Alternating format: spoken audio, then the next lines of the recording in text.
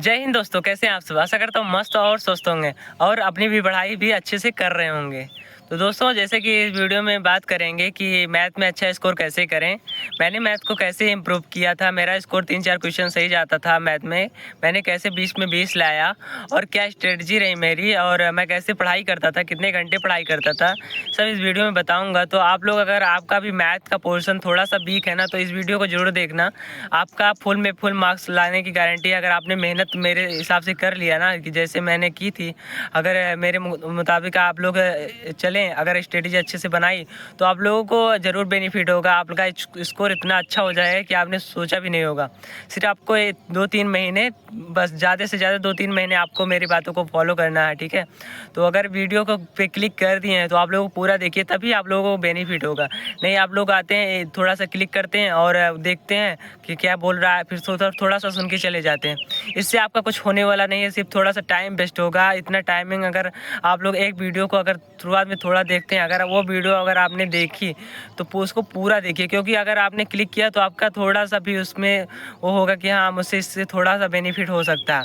मेरी आजमाई हुई चीज़ है कि अगर आप लोग वीडियो पूरा नहीं देखते हैं, स्किप कर देते हैं, तो आपको कोई बेनिफिट नहीं होगा, ठीक है, सिर्फ आपका टाइम वेस्ट होगा। तो इससे अच्छा, अगर आप वीडियो को क्लिक कर रहे हैं तो आप लोग पूरा वीडियो देखना। मैंने इसमें अच्छे से स्कोर बताया हूँ कि कैसे कैसे आपका स्कोर अच्छा करना है, ठीक है। मैं पूरा लिख के लेके आऊँ, आपको ऐसे ऐसे नहीं बैठा हूँ कि क्या मैं वैसे बोल दूँ कि हाँ इसे ऐसे हो गया है, कि ऐसे ऐसे मेरा स्कोर अच्छा हो गया। मैंने जैसे जैसे किया सब लिखा हूँ कि कोई टॉपिक भूल ना जाऊँ। तो इसीलिए आप लोग वीडियो में बने रहना, ठीक है।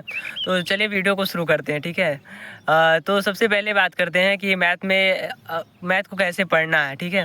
तो मैथ को, अगर आप लोग मैथ में अच्छा स्कोर करना चाहते हैं, तो आपको सबसे पहले आपका एक सिलेबस कंप्लीट होना चाहिए, ठीक है। सिलेबस कहीं से भी कंप्लीट कर लीजिए। अगर आप लोग अभी सिलेबस कंप्लीट करने में लगे हुए हैं और किसी बैच में लाइव, तो वो आप लोगों का नुकसान कर जाएगा, फिर मैथ में आपका स्कोर कभी इंक्रीज नहीं हो पाएगा, ठीक है। तो इसलिए आप सोचिए कि आप लोग अगर कोई पुराना बैच ले लेते हैं मैथ का, सबका सिलेबस सेम होता है, ठीक है। किसी का सिलेबस नया नहीं होता, बस थोड़ा अपडेटेड क्वेश्चन किसी का रहता है, तो लाते हैं जो अपडेटेड क्वेश्चन आया उस चैप्टर से वही लाते हैं, बाकी और सब चैप्टर्स बेसिक सब सेम रहता है। तो आप लोग को कोशिश करिए कि किसी पुराने बैच से आप लोग पूरा सिलेबस आप लोग कंप्लीट कर लीजिए 2 महीने में, ठीक है। अगर आपका लोगों का सिलेबस कंप्लीट नहीं है तो आप लोगों का 2 महीने में सिलेबस कंप्लीट कर लीजिए पूरा, और उसका हैंड रिटन नोट्स होना चाहिए। नहीं भी है तो आप लोगों का बुक एक होना चाहिए। मेरे भैया का एक बुक था, मैंने बुक नहीं लिखी, लेकिन भैया का एक बुक था एच.डी. यादव का, वो मेरी बहुत हेल्प हुई उससे, उस बुक से। तो आप लोग भी बुक ले सकते हैं, एक कोई सी बुक ले लीजिए, तो एक बुक होगी और आपका हैंड रिटन नोट्स होगा, तो आपको ये आगे चल के बहुत फ़ायदा होगा, ठीक है। तो आप लोग अगर हैंड रिटन, जैसे आप लोग बैच पढ़ रहे हैं, तो आप एक चैप्टर कंप्लीट हुआ, ठीक है। तो एक चैप्टर जब आपका कंप्लीट हो जाता है, तो आपको क्या करना है, उसका जो उस चैप्टर से जितने फॉर्मूले हैं, जितना मेन टॉपिक है कि हाँ इससे क्वेश्चन फंस सकते हैं, या जो भूलने लायक हो कि हाँ ये भूल सकते हैं बाद में, तो उसको क्या करना है, अलग कॉपी में एक पतली सी कॉपी ले लीजिएगा। उसमें अगर आप लोग वो फॉर्मूला और वो टॉपिक लिख देते हैं, तो आपको क्या होगा, वो रिवाइज करने में आसानी होगी। एक पेज का रहेगा तो आप लोग जल्दी से जल्दी रिवाइज कर लेंगे। टोटल 17-18 चैप्टर है मैथ में, अगर 17-18 पेज लिख देंगे तो आपको इतनी आसानी होगी फॉर्मूला रिवाइज करने में, मेन टॉपिक रिवाइज करने में। तो इससे क्या होगा कि जल्दी से रिवाइज हो जाएगा और आपको याद भी रहेगा फॉर्मूला, नहीं तो आप भूल जाएंगे, ठीक है। तो अगर आप लोग अपने रूम में पढ़ाई करते हैं, तो फिर उससे अच्छा क्या हो सकता है, आप लोग क्या करें कि एक उस पे पन्ने में, जैसे ये है, अगर इस ऐसे पन्ने में लिख के, अगर आप लोग छोटे छोटे फॉर्मूले 2 चैप्टर के एक में लिख के अगर आप लोग सामने चिपका देते हैं, तो क्या होता है कि डेली आप लोग सामने उसको पढ़ते हैं, तो आपका माइंड में फिट हो जाता है कि हाँ इससे क्वेश्चन गलत नहीं होगा। फिर उसके बाद आपका आता है कि अगर आपका सिलेबस कंप्लीट है जैसे, तो आपका मॉक टेस्ट में स्कोर अच्छा नहीं जा रहा होगा, तो परेशान नहीं होना है, ठीक है। तो आपको मॉक टेस्ट देना है, आपको जो क्वेश्चन गलत हो, जैसे आज परसेंटेज से गलत हो गया, एसआई से गलत हो गया, सीआई से गलत हो गया, तो क्या करना है, वो चैप्टर नोट करना है वो चैप्टर से जो जिस टाइप का क्वेश्चन गलत हुआ उस टाइप को पहले रिवाइज करना है, प्रैक्टिस करना है, फिर पूरा चैप्टर आपको रिवाइज करना है। ठीक है, पूरा चैप्टर आपको रिवाइज करना है, एक चैप्टर। तो क्या होता है उससे फिर अगर अगली बार वो क्वेश्चन आएगा उस चैप्टर से तो फिर आपका गलत होने का चांस नहीं रहेगा उस टॉपिक से अगर आएगा तो।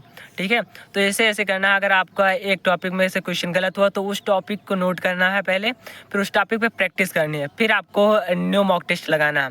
जब पूरा टॉपिक कंप्लीट हो जाए एक बार पढ़ के एक वीक में, फिर आपको न्यू मॉक टेस्ट लगाना है। ठीक है, फिर आप देखेंगे कि जो क्वेश्चन पिछली बार गलत हुआ अगर वो क्वेश्चन सेम आ गया है दूसरी बार उस टॉपिक से तो आपका वो क्वेश्चन बन जाएगा। ठीक है, तो आपका 1-2 नंबर आपका प्लस पॉइंट हो जाएगा। ऐसे ऐसे अगर आप लोग करेंगे तो धीरे धीरे आपका स्कोर मॉक टेस्ट में भी इंक्रीज होने लगेगा मैथ में।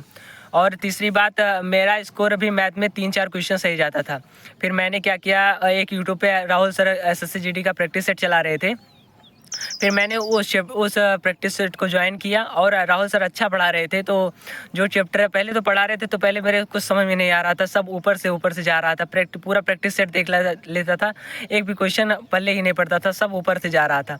लेकिन धीरे धीरे जब प्रैक्टिस ऐसे करता गया और धीरे धीरे जब चैप्टर को रिवाइज करता गया, एक चैप्टर को प्रैक्टिस कर ली, दूसरे चैप्टर की प्रैक्टिस कर ली, ऐसे ऐसे जब धीरे धीरे सारे चैप्टर पे मैंने प्रैक्टिस कर ली पूरा, फिर आप मेरा वो थोड़ा थोड़ा नॉलेज होने लगा कि हाँ मैथ में 1-2 क्वेश्चन सही होने लगा। ऐसे ऐसे धीरे धीरे फिर धीरे धीरे जब 10-15 दिन हुए तो मेरा क्या हुआ, पूरा चैप्टर रिवाइज हो गया एक तरफ से।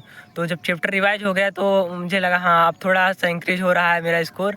तो धीरे धीरे मतलब 8, 10, 15, 20 तो ऐसे धीरे धीरे जब मैंने पूरा प्रैक्टिस किया बुक से, जहाँ से जो क्वेश्चन जब गलत होता था मेरा प्रैक्टिस सेट में, तो क्या होता था कि जब वो गलत हुआ तो उस चैप्टर को नोट करता था, उस चैप्टर का पूरा प्रैक्टिस करता था। मैं यूट्यूब से भी प्रैक्टिस करता था, जब कोई समझ में नहीं आता था बैच लिया था, उसमें बैच में जो PDF होता उससे प्रैक्टिस किया, बुक से प्रैक्टिस किया, नोट से प्रैक्टिस किया। मतलब एक चैप्टर को 4-5 जगह से अगर आप लोग प्रैक्टिस कर लेते हैं तो वो गलत होने के चांस नहीं रहते मेरे हिसाब से।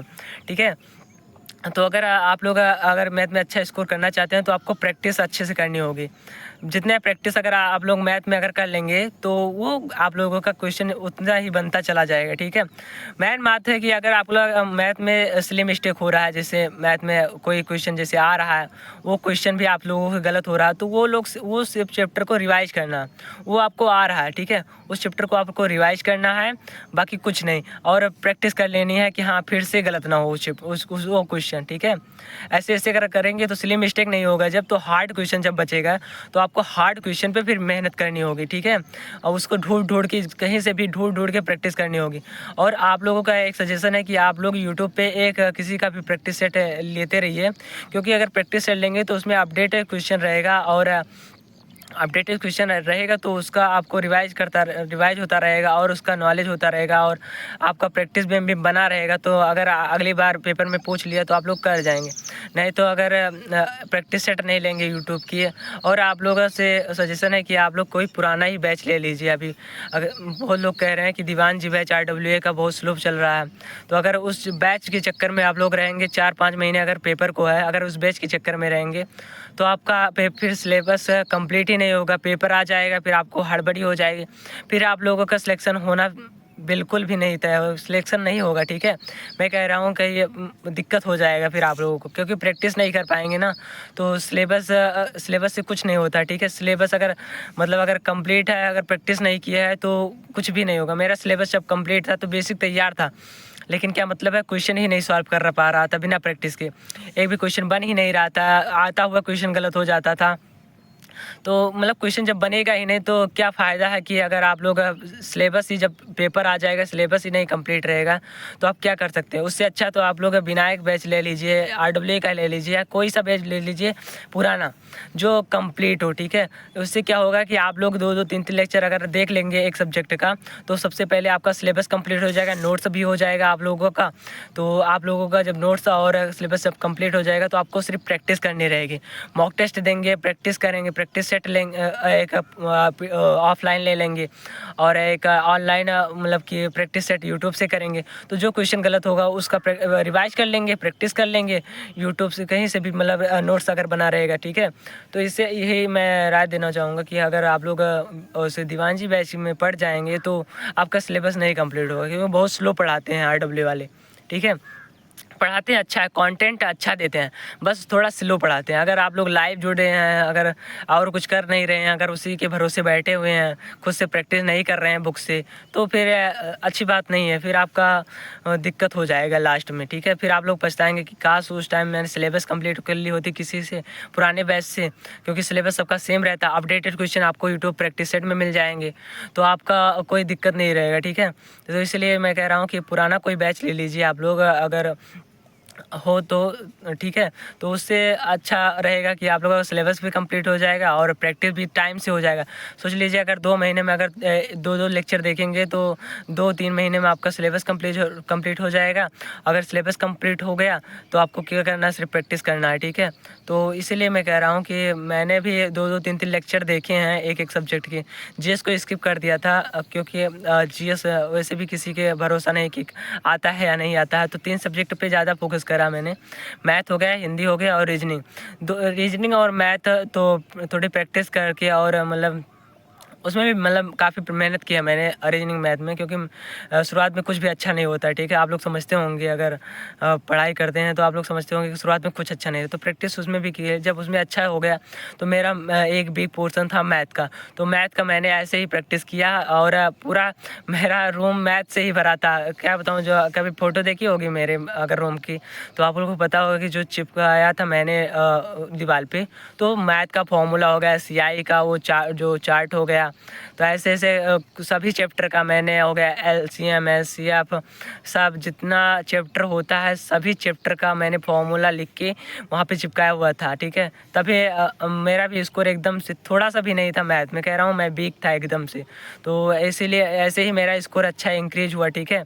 तो आप लोग भी अगर मेहनत करेंगे तो आपका भी स्कोर अच्छा हो जाएगा। आपको मैथ में डेली कम से कम, अगर मैथ वीक है तो आपको 3 घंटे देने हैं।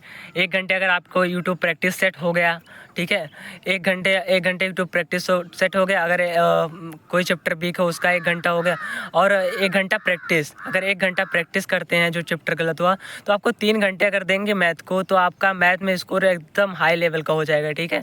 तो इसीलिए कह रहा हूँ कि अगर मैथ अच्छा करना है तो ये सब बातें अगर आप लोगों ने ध्यान दी होगी, मैंने क्या क्या बोला है, तो आप लोगों को बहुत बेनिफिट होगा, ठीक है। आपको बता दूं कि आपको मैथ डेली पढ़नी है, डेली पढ़नी है, और पूरा चैप्टर नहीं कि आप लोगों को पूरा चैप्टर पढ़ना है डेली, कि ये चैप्टर गलत हुआ, जैसे 4 चैप्टर का गलत हुआ तो आज ही 4 चैप्टर का रिवाइज प्रैक्टिस कर सेट कर लेना। पूरा टाइम नहीं देना भाई, 4 सब्जेक्ट हैं, चारों पे थोड़ा थोड़ा टाइम देना है बस। अगर जिस हिसाब से आप लोग डिवाइड कर सकें, किस चैप्टर को ज़्यादा टाइम देना है, किस चैप्टर को कम टाइम देना है, तो अगर आप लोग क्या करते हैं कि अगर आप लोग डेली नहीं पढ़ते तो मैथ ऐसा सब्जेक्ट है ना कि आप लोगों का वीक ही रहेगा। मैथ के लिए 2-3 घंटे 4 घंटे जो दो डेली दो, ठीक है। डेली एक चैप्टर को एक दिन में केवल एक चैप्टर को रिवाइज करना है, ये नहीं कि पूरे चैप्टर को रिवाइज कर रहे हैं, ठीक है। एक चैप्टर को अगर आप लोग रिवाइज कर रहे हैं एक दिन में तो बहुत है। 17 चैप्टर है, अगर एक चैप्टर को रिवाइज, जैसे सभी चैप्टर तो गलत नहीं होते हैं आप लोगों के, एक चैप्टर अगर एक दिन में पढ़ ले तो उससे गलत नहीं होता। मतलब कह रहे हैं कि कोई 4-5 चैप्टर होता है गिना चुना जिससे आप लोगों का हर वक्त गलत होता है, हरदम। तो बस 4 चैप्टर, अगर 6 चैप्टर है आप लोगों का हरदम गलत होता है, तो आपको 6 दिन, वीक में 6 दिन को डिवाइड करना है कि आज ये पढ़ना है, कल वो पढ़ना है, परसों ये पढ़ना है, ठीक है। तो 6 चैप्टर है, जैसे सीआई का हो गया एक दिन, एसआई का हो गया एक दिन, और परसेंटेज का हो गया एक दिन। तो ऐसे ऐसे 3D का 2D का ऐसे एक एक दिन का मतलब आप लोग बना लीजिए कि जिस चैप्टर से गलत हो तो एक हफ्ता जब मॉक टेस्ट का हो जाएगा, एक चैप्टर पूरा हफ्ते में कंप्लीट हो जाएगा, पूरा रिवाइज करके प्रैक्टिस करके फिर अगला मॉक टेस्ट देंगे, तो उसमें जो गलत होगा फिर 4-5 चैप्टर से गलत होगा तो फिर से वही रिवाइज करना है। तो ऐसे ऐसे क्या होता है कि हरदम बार बार उसी चैप्टर को जब रिवाइज करते हैं तो वो भी अच्छा हो जाता है, ठीक है। किसी चीज़ की भी अगर जिसको ज़्यादा टाइम दोगे वो अपना है, ठीक है। मतलब समझ लो कि अगर मेहनत मैथ को ज़्यादा अगर टाइम दे दोगे अगर वीक है तो वो भी अच्छा हो जाएगा। और आपको सिलेक्शन लेना है भाई, ये नहीं कि आपको एक सब्जेक्ट पूरा कर लिया हो गया, सिलेक्शन लेना है, सबसे आगे जाना है, भीड़ से आगे जाना, मॉक टेस्ट में अच्छा स्कोर तक लेके जाना है आप लोगों को, जिससे आप लोग का सिलेक्शन श्योर हो सके, ठीक है। मेरा लास्ट मॉक टेस्ट में 247 था, पहले मॉक टेस्ट में 116 था। अब सोच लीजिए 116 से 247 तक का सफ़र आसान भी नहीं रहा है मेरे मेरे लिए, लेकिन मैंने कर दिया, ठीक है। तो आप लोग भी अगर मेहनत करेंगे तो ज़रूर होगा, क्यों नहीं होगा यार। सभी आप अपने जैसे ही हैं, हम भी आप लोग जैसे ही हैं, ठीक है। मेरा जब हो सकता है तो आपका क्यों नहीं हो सकता, ठीक है। तो कोशिश करने वालों की हार नहीं होती, ठीक है। बस आप लोग मेहनत करते रहिए, और आपका अगर कोई थोड़ा सा भी बेनिफिट हुआ है तो आप लोग ज़रूर लाइक और एक कमेंट कर दीजिएगा, ठीक है। और अगर कोई भी डाउट हो तो कमेंट में पूछना ज़रूर, मैं ज़रूर रिप्लाई दूंगा, ठीक है। तो बाय बाय, जय हिंद, टेक केयर, हाँ।